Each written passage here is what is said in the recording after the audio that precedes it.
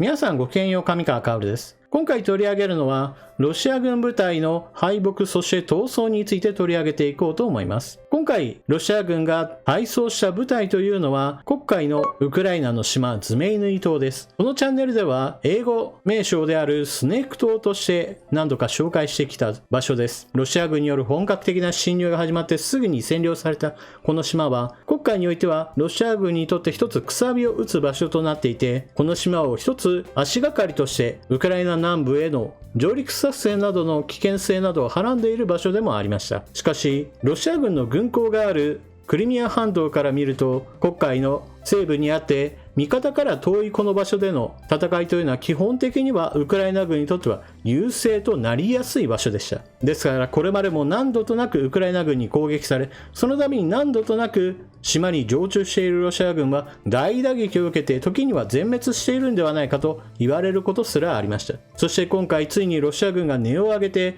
撤退したというニュースが流れています。なぜこのようなことになったのか、この辺りの解説を行っていきましょう。それではニュースをお聞きください。ウクライナ軍黒海の要衝の島奪還、穀物輸出の再開できるか注目。ウクライナ軍は6月30日、南部オデーサ州沖のズミーヌイ島を占拠していたロシア軍がウクライナ側の攻撃を受けて撤退したと発表した。黒海の要衝の島がウクライナ側に戻ったことで、ロシアの海域封鎖が緩み、ウクライナの穀物輸出の再開につながるか注目される。ズメイヌイ島はウクライナの南部にある島で、ロシア軍が展開しているクリミア半島から見ればはるかに遠い場所にあります。そしてこの島はロシア軍の本格的な侵攻が始まってすぐに占領されて島ですが、この守備隊が降伏を促された時に放送禁止用語をもってして返答を行ったというのが一つ大きな話題となり、切手などもその後作られました。この切手というのはその時降伏を促した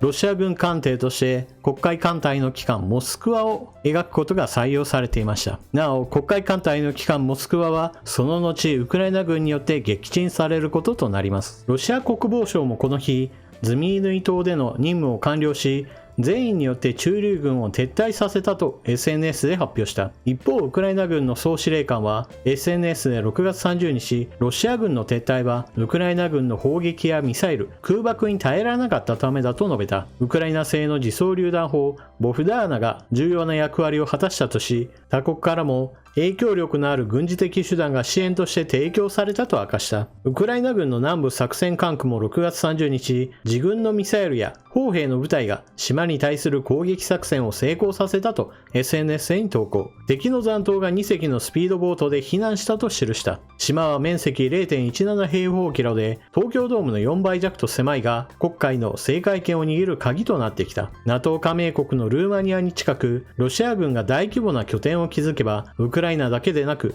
NATO の脅威にもなると言われてきた。ロイター通信はアメリカの研究者の見方を紹介する形で、ハープーンやアメリカが提供した高機動ロケット砲システムハイマースをウクライナが受け取ったことで、島のロシア軍にとってリスクが高まったと撤退の背景を解説。島の奪還について、オデーサからの穀物輸出に道を開く可能性があり、これは世界の食料供給やウクライナの経済にとって極めて重要だと指摘している。記事を紹介するときに地図も同じくこの場所ですよというのを明示しました。このことからもわかるように、この島を守ろうとすればロシア軍の負担は非常に重いものです。ロシア軍側の軍港があるクリミア半島からは遠いですし、この島を守ろうとすればこの島の周りのどこかに軍艦を配置し、その軍艦を持ってこの地域にレーダーと対空ミサイルによる防空圏といったものを築く必要がありました。なぜならばこの島というのは基本的には小さい島ですし、大型の兵器を搬入するには大きな港があるわけではありません。ですから何か要塞化しようと思ってもなかなかできるものではなかったのです。当初は黒海艦隊の旗艦であるモスクワがこの防空圏を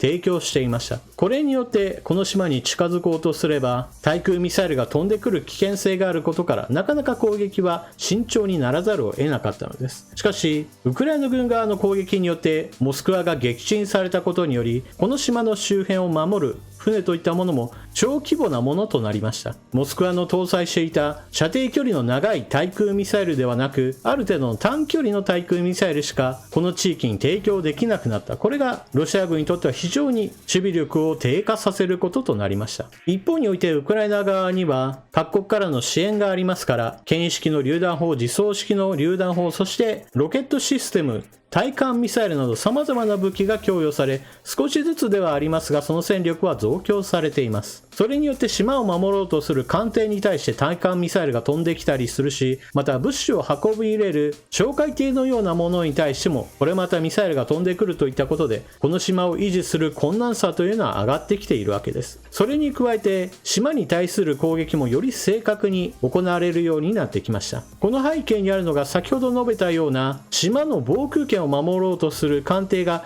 だんだんと対艦ミサイルの脅威によって遠ざけられ、しかも航空優勢が維持できなくなった時にロシア側は戦闘機を投入することによってこの地域の制空権を維持することをサボっています。これは対空ミサイルによって戦闘機が撃墜される危険性といったものを避けるためでしょうが、明らかに海軍と空軍の連携が取れていない証拠でもあります。ですからステルス性能のない大型ドローンであるトルコの TB2 がこの島の監視を常時するようなことができているわけです。そしてドローンによる観測によって島のどの場所にどんな兵器があってどこを攻撃すればいいのか、もしくは島に近づこうとしている船に対してもより正確に攻撃できるようなことになっていたわけです。ですからロシア軍としては繰り返される攻撃にもはや耐えきれないといったことから今回撤退を決めたのでしょう。しかしこのような展開といったのは別に軍事専門家でなくてもわかる話です。この島を守ろうとするんであれば当然のようにロシア軍の方が圧倒的に不利である。だからこの島をなぜここまで何度攻撃されても何度兵士を失っても兵器を失っても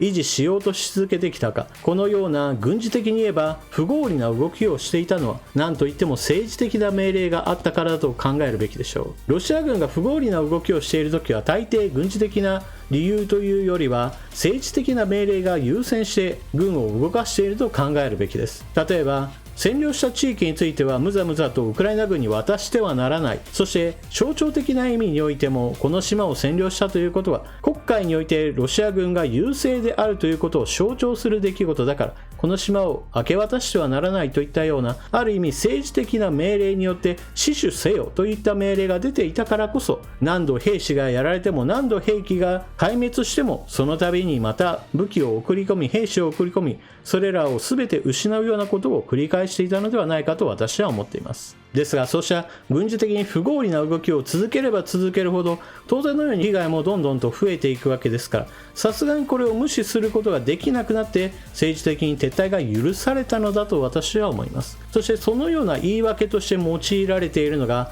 ロシア軍としては善意を示す形で我々はこの島を明け渡したんだといった話をロシア側は発表しています。全体状況から見ればそもそもロシア軍が本格的な侵攻をしなければこんなことにはならなかったわけで、基本的には徹底的に叩かれたことを隠すための言い訳に過ぎません。ただし記事の中で書かれているようなこれをもってして黒海における貿易といったものが通常通り行われるようになるかといえばそういったわけではありません。なぜならばロシア軍の艦艇はまだ残っていますし、その中には潜水艦の存在を忘れてはなりません。ロシア軍は否定はしていますが、輸送船を襲うといったことをもしも今後するのであれば対艦ミサイルの届かない場所、潜水艦からの攻撃によって輸送船団を襲うといったことが起こり得るわけです。ですから今回島を放棄し、そしてこの周辺においてはロシア軍の優勢はなくなったわけですが、全体状況からするとまだまだ海上貿易が正常化するには時間がかかるでしょう。一方でロシア軍が撤退したこの島なのですが、ウクライナ軍が守備隊を常駐させるのは危険なことです。なぜならば島というのは動かないよといった話は最初にも行いましたが、この島に対するロシア側が攻撃を行えばそれによってこの島を守ろうとするウクライナ軍は常に攻撃され大打撃を受けることとなります。ですから奪い返すにしても、例えば島に上陸しているウクライナの旗を立てそれを SNS に動画投稿して、その上で部隊は撤退してこの島はウクライナのものですよと主張するだけで基本的には良いと思います。そのような空きの状態になった島にロシア軍が再び上陸すれば、またその時は繰り返し攻撃しロシア軍の部隊を全滅させ、それでもまた来るんであればまた全滅させるといったことを繰り返すだけで良いのです。さすがにロシア軍もそんなバカなことはしないと思うので、先ほど述べたようなウクライナ軍が上陸して旗を立てて立ち去るといったことをするだけで、この島はもはやウクライナの元に戻ったと考えるべきでしょう。そしてこの島を攻撃していた部隊というのは当然のように手が空くわけですから、ここからの近くの戦場であるウクライナ南部ヘルソン州の奪還作戦に戦力を差し向けることができます。これはウクライナ軍にとっては非常に良いことでしょう。ここ最近はウクライナ軍に対する大型兵器の供与といったものがようやく本格化し始めています。それは提供するよという話があってから、その後ウクライナ軍の兵士を訓練する期間というものが間にあって、ようやくそれらの訓練が終わって実際の戦場に登場するよといったことが起こり始めているからです。そして今回ロシア軍が敗北逃走した時に言った捨て台詞、我々は善意の印としてこの島から撤退したんだといった言葉について言えば、これからも同じように大きくロシア軍に打撃を与えれば感謝の印として彼らは立ち去るというのです。ですからこのような感謝をいつまでも連発させるようなことをするためにも、ウクライナに対する兵器支援といったものを増強することが基本的には NATO にとって最善の手だと言えるでしょう。といったわけで今回の動画はここまで。動画は最後までご視聴いただきありがとうございました。チャンネル登録していない方はぜひともチャンネル登録を、そして動画を見終わったら評価ボタンのクリックもぜひともよろしくお願いします。それでは次の動画でまたお目にかかりましょう。またね。